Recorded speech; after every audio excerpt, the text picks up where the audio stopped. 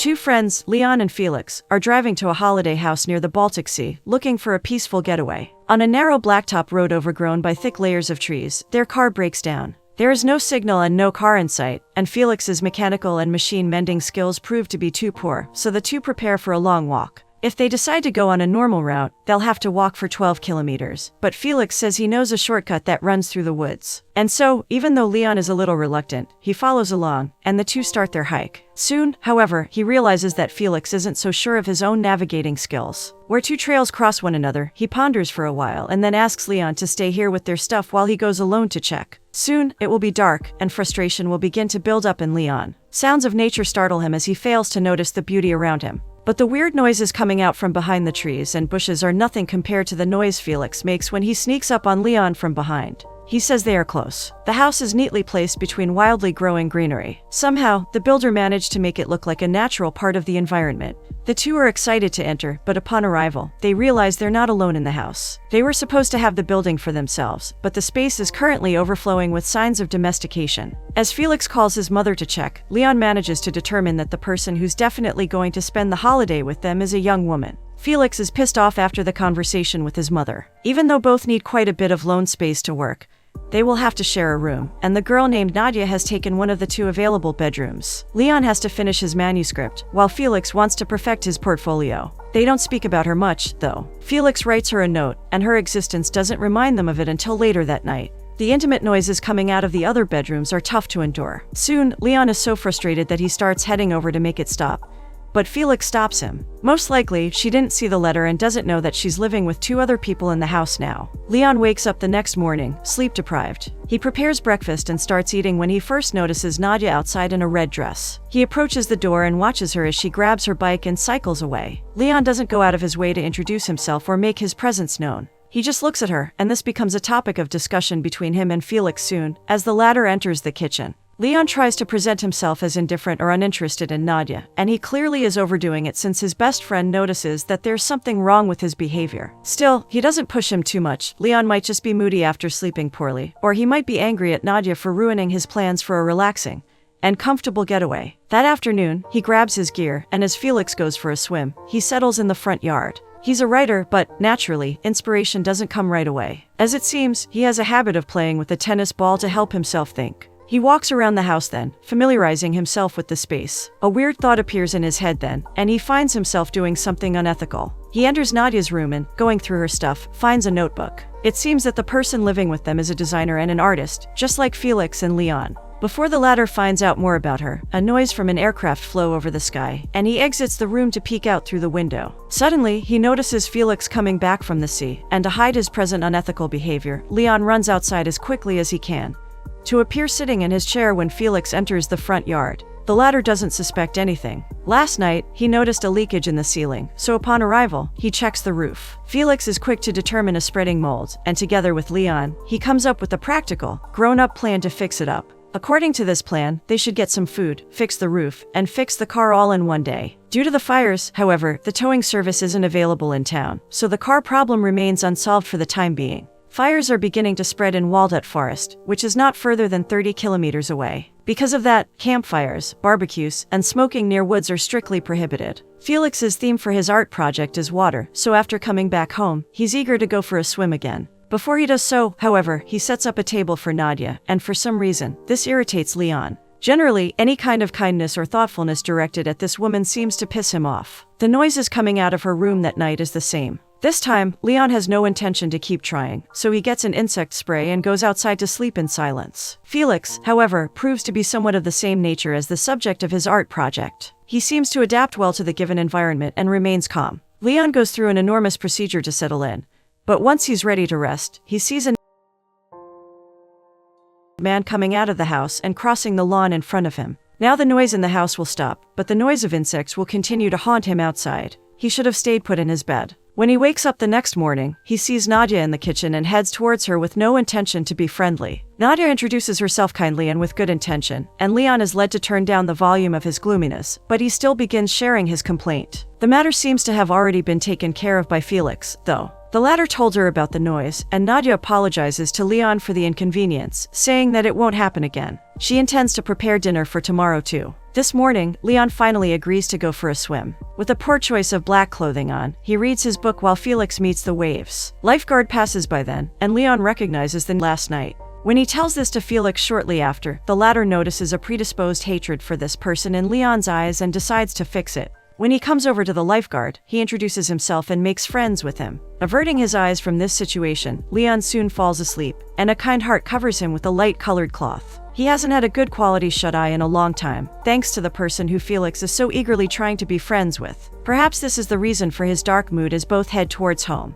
Felix says that he invited the man, whose name turns out to be David, to dinner this evening, and he followed up by sharing his idea for the art project, but Leon's attitude remains unchanged. Still, Felix is so excited by his idea that he goes on and on about how he wants to take photos not of the water itself, but of people looking at the sea. Naturally, Leon has a lot of objections, but thanks to David, Felix has already shot some test photos. David says that he's used to seeing people's expressions while they gaze at the horizon before he gets to see their backs. To take both one after another would be quite interesting for a photo project. Leon seems to like the images after the initial evaluation, but thanks to his moody attitude, he finds it hard to say something nice to Felix. In the portraits, people will look at the camera, and the presence of a photographer will take their attention from the sea, forcing them to pose for the photo rather than concentrate on the experience at hand. The reason for this attitude must lie in the frustration with Nadia, or worse, the irritation caused by the fact that the latter is dating a man like David. In any case, clearly, this woman has already entered Leon's mind, disturbing the waters of his mind. Later that day, just before dinner, he is talking to his publisher on the phone when David arrives. After a warm welcome, the latter is sent to Leon to tell him that dinner's ready. In the very brief introduction and conversation, Leon doesn't show any sign of friendliness. Just barely, he manages to remain polite, but kind intention emanates from his eyes as he speaks with David.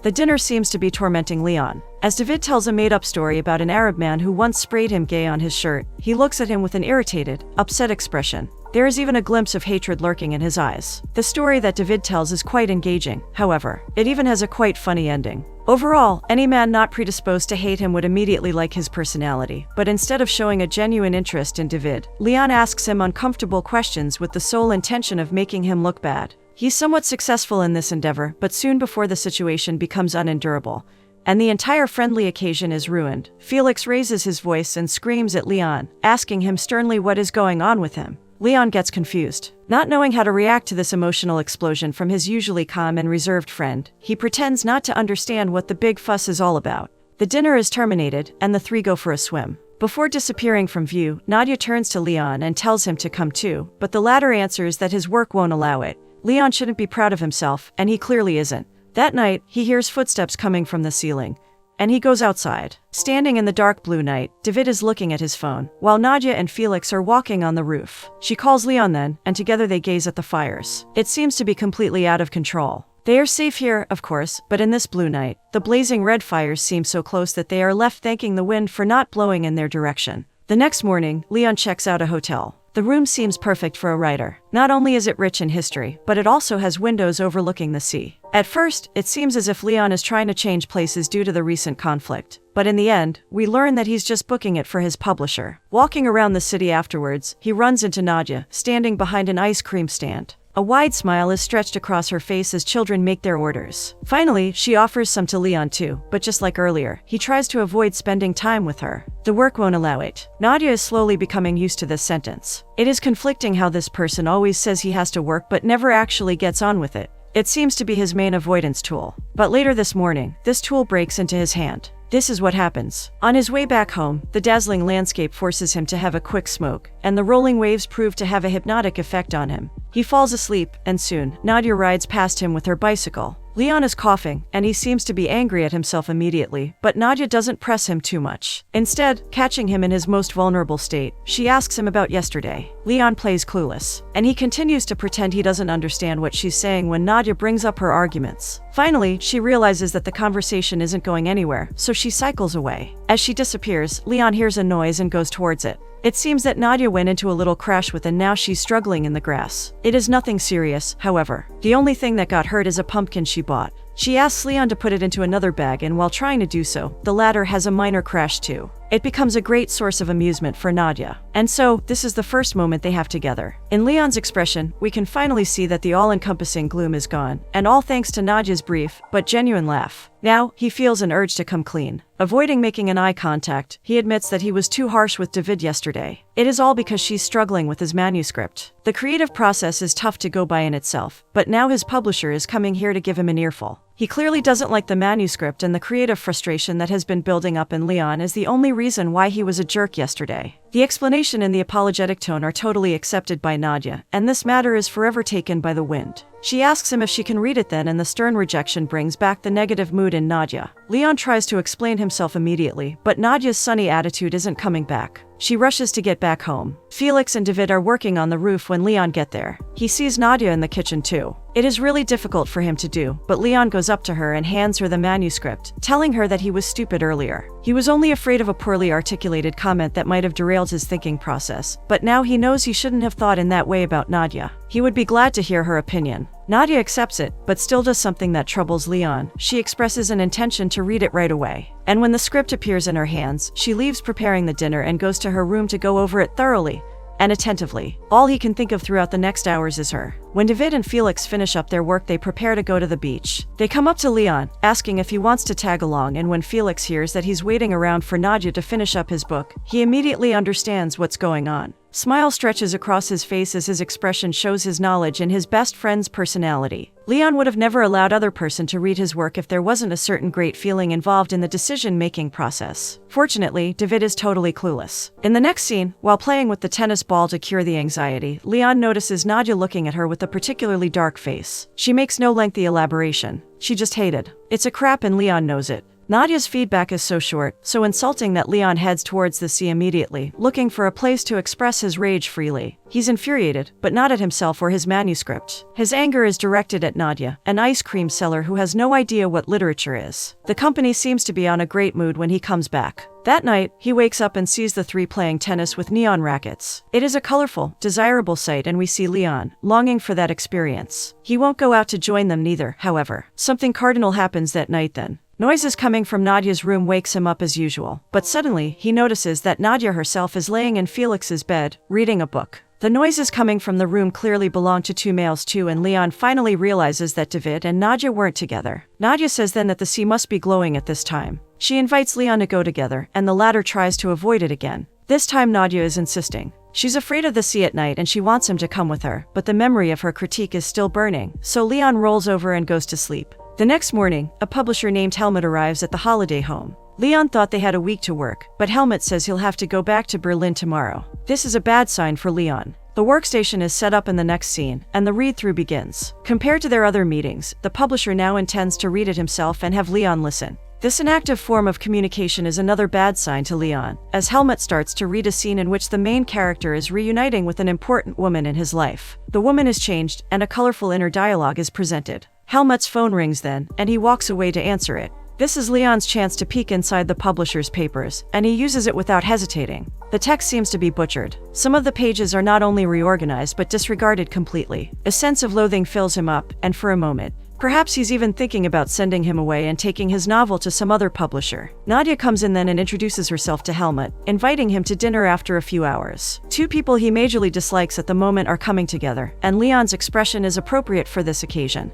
The reading session continues then, and it becomes clear that Helmut is eager to dive deep into the nooks and crannies of the story structure, as well as to mend the uppermost layer of the text. There is no wonder Leon is frustrated when he sees his publisher giving kind suggestions to Felix for his art project in the next scene. Helmut says he should add another character to his portfolio, the sea itself. Overall, the two became friends quite easily. The dinner is ready, and Nadia asks Leon to help her bring it out. Instead of help, however, all she receives is scolding. Leon has too little time with the publisher to work on his text as is, and now he has to become a waiter for him while he takes a look at other people's art projects. He feels like a kid who's not included, and it angers him. Naturally, it's all because of what he saw in Helmut's papers. Before the fight can begin, however, David rolls into their front yard with a tractor. He's got it from his parents' friends, and they are going to use it to tow their car. In the next scene, during dinner, an extremely interesting scene is played out. Helmut tries to get to know Nadia better, and he asks her questions, but instead of her, they are answered by David, who seems to be unaware of the fact that Nadia doesn't want to share everything he's saying.